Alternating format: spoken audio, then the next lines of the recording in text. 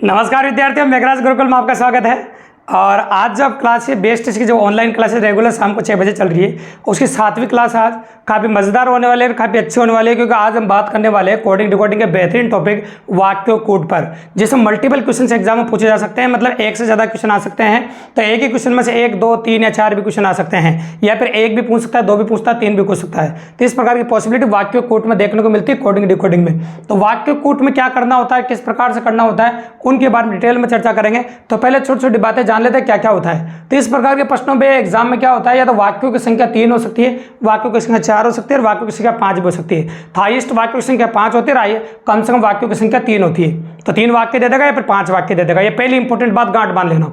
दूसरी इंपॉर्टेंट बात, वाक्य अंग्रेजी में बोल सकते हैं, वाक्य हिंदी में बोल सकते हैं, ये दूसरी इंपॉर्टेंट बात। तीसरी बात, जो कोड होते हैं वो अंकों में बोल सकते हैं, ये अजीब गरीब ऐसे TSI नजरो अजीब गरीब जैसे कुछ कुछ भी लिख सकता है, मर्जी पड़े ना, सारे गा कुछ भी लिख सकता है, तो कोड ऐसे भी हो सकते हैं। इस प्रकार की पॉसिबिलिटी है। लेकिन सबसे इंपॉर्टेंट बात वाक्य कोड में गांठ बांध लेना आप, यहाँ पर जिसके सामने जो लिखा होता है उसका मान नहीं होता है। तो एक बात गांठ विशेष तौर से बांधिएगा, जिसके सामने जो लिखा होता है उसका मान बिल्कुल भी नहीं होता है। तो यहाँ पर ऐसा मत करना कि इसके सामने जो लिख रहा है इसका मान हो जाएगा, नहीं, इसके सामने जो लिखा है इसका मान यहाँ पर नहीं होता है। यहाँ 2 वाक्यों में कॉमन मान ढूंढना पड़ता है आपको। जो 2 वाक्य दे रखे हैं उनमें आप कॉमन मान ढूंढेंगे। तो दिए गए 2 वाक्यों में कॉमन मान किस प्रकार ढूंढेंगे, कैसे क्वेश्चन करेंगे, इसलिए 4 क्वेश्चन में डिटेल में कंसल्ट करने वाले हैं। तो एक क्वेश्चन को अच्छे से देखना, प्रैक्टिस भी होगी और अच्छे से क्लियर भी होगा दोस्तों। तो शुरू करते हैं पहला क्वेश्चन। पहले क्वेश्चन में पहला और दूसरा वाक्य को नोटिस करने जा रहे हैं अपन। तो आप पहले और दूसरे वाक्य को नोटिस करें। आपसे पूछा गया अमर का कोड क्या होगा, मेरे को अमर का निकालना है, तो अमर का निकालेंगे। तो पहले देखिए पहले और दूसरे वाक्य में कॉमन क्या है। तो आप दिख रहा है पहले और दूसरे वाक्य में गुड कॉमन है, और इधर भी कुछ कॉमन होगा तो अंडरलाइन कर दीजिए। तो इधर गुड को अंडरलाइन कर दीजिए और इधर 6 को कर दीजिए। लेकिन पूछा नहीं तो काम नहीं है अपना। अब बताओ दूसरे और तीसरे वाक्य में कॉमन क्या है, इज कॉमन है, तो इधर भी कुछ न कुछ कॉमन जरूर होगा भैया। तो यहाँ पर इज लगा दो और यहाँ पर 3 कॉमन हो गया, तो इसका कोड 3 हो गया आपके सामने। इस प्रकार से अपन ने कर दिया। अब अपने पास दिए गए तीनों वाक्यों में कुछ और कॉमन नहीं है, लेकिन मुझे पूछा अमर का। अब यहाँ पर अमर अकेला बच गया और यहाँ पर 7 अकेला बच गया। पोजीशन का कोई फर्क नहीं पड़ता, स्थान का। यहाँ पर एक बात याद रखना, अगर इधर अकेला बच रहा है और इधर अकेला बच रहा है, इधर नंबर कोई सा भी तो वही उसका आंसर होगा। तो स्थान का कोई फर्क नहीं पड़ता भाई इस प्रकार की, क्योंकि यहाँ पर जिसके सामने लिखा उसका मान बिल्कुल भी नहीं होता है। तो यहाँ पर इस प्रकार से कॉमन करने पड़ते हैं वाक्यों में आपको। तो अमर के सामने बिल्कुल 7 बच रहा है, तो आपका आंसर आएगा 7। तो इस प्रश्न का जवाब 7 होगा। बिल्कुल सिंपली कर रहे हैं अपन ने। 1 पूछा एग्जाम वाला, इसी में से 2 भी पूछ सकता था, 3 भी पूछ ले, 4 भी पूछ ले। एग्जाम पर डिपेंड करता है आपका एग्जाम कितने पूछता है, ठीक है। तो सिंपल सी वेरिएंट है, काफी इजी है और काफी आसानी से हम कर पा रहे हैं। देखिए आप, तो ये हो गया आपका 7 आंसर। अब अपन बात कर रहे हैं आपके सामने, देखो अगला क्वेश्चन है आपका। गुड्डा बुक्का लिखा, क्लियर स्काई, पिन गोला लिखा और पिन सब पुक्का लिखा और ब्लू का आपसे पूछा गया है। सिंपल सी बात है यहाँ पर।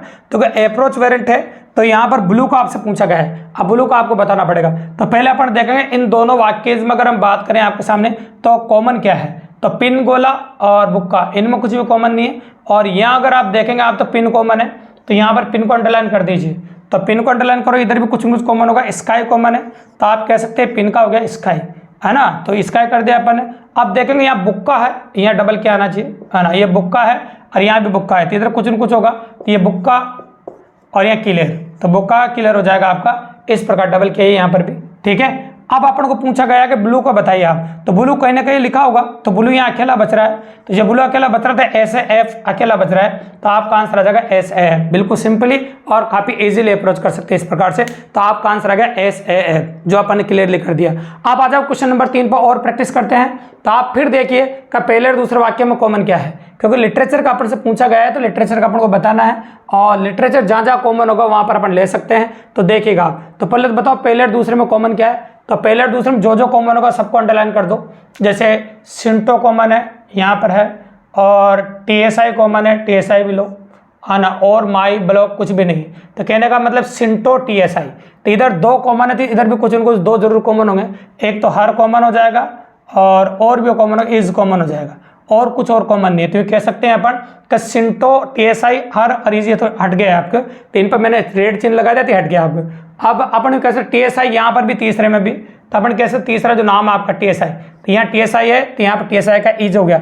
इसका मतलब कंफर्म हो गया TSI का जो कोड है तीनों में वो इज है, इज और इज TSI का, है ना। सिंटो की बात करें अपन, तो सिंटो भी अपन कर सकते हैं। सिंटो भी तीनों में ही है, तो तीनों में सिंटो, तो उसका कोड तो आपको दे रखा है, जो दे रखा है आपको प्रैक्टिकली अप्रोच है। सिंटो जो दे रखा है ये हर है, ये हर और हर तीनों में, ये तो हट गया आपका।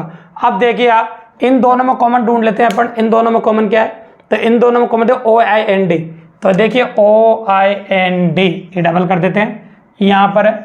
और कुछ देखो आप, कुछ है क्या यहाँ पर, नहीं है, तो इधर कुछ न कुछ कॉमन होगा आपके सामने। देखिए देखो, first love literature collection of, तो लिटरेचर ही है सिर्फ, और इधर भी लिटरेचर ही है ना, इस प्रकार से।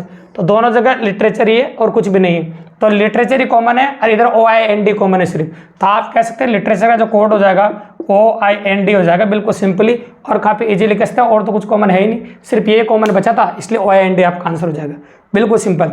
अब आ जाते हैं अपन क्वेश्चन नंबर 4 पे। उषा इज प्लेइंग कार्ड्स, है ना। तो आप देखिए पहला इज प्लेइंग यहाँ पर है आपका। तो देखो सबसे पहले प्लेइंग देख लेते हैं, प्लेइंग इसमें भी है, प्लेइंग इसमें भी है, और प्लेइंग आपका यहाँ भी। प्लेइंग 3 जगह है, तो 3 जगह कुछ न कुछ कॉमन जरूर होगा आपका, जो अपन ले सकते हैं आपके सामने। जैसे की इसमें भी है, की इसमें भी है, और की इसमें भी, मतलब प्लेइंग का कोड तो की हो गया, लेकिन मुझे नहीं चाहिए अभी, ठीक है। और देखिए जो कॉमन ज़्यादा जगह पर हो उसको अपन इस्तेमाल कर सकते हैं।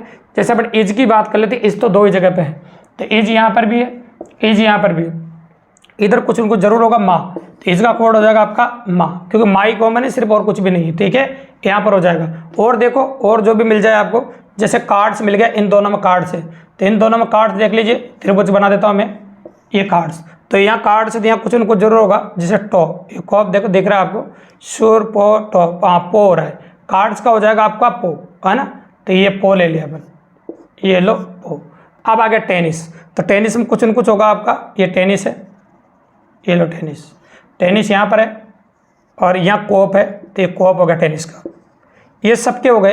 अब मुझे सिर्फ आशा बताना, आशा अकेली बच गए यहाँ पर, और आशा के लिए बच गया, जा अकेला बच गया, तो आप कह सकते हैं आशा कोड हो जाएगा आपका जो, बिल्कुल सिंपली। इस प्रकार से आप क्वेश्चन कर सकते हैं। वाक्यों की संख्या 3 हो, चाहे वाक्यों की संख्या 4 हो, चाहे वाक्यों की संख्या 5 हो, इस बात से कोई फर्क नहीं पड़ता है। पॉसिबिलिटी बहुत जबरदस्त होती है, अब वेरिएंट पॉसिबिलिटी होती है जो काफी मजेदार होती है। इस प्रकार से आप क्वेश्चन कर सकते हैं, ठीक है। तो इस प्रकार से दोस्तों आप वाक्योपादक कोई भी क्वेश्चन एग्जाम आ जाए काफी इजीली कर सकते हैं और काफी आसानी से कर पाएंगे। वीडियो पसंद आया तो चैनल को सब्सक्राइब करना ना भूले दोस्तों, लाइक करें, शेयर करें और अपने और दोस्तों को बताइए प्लीज, ताकि इस प्रकार बेहतरीन वीडियोस और बनाने का मोटिवेशन मिलता रहे।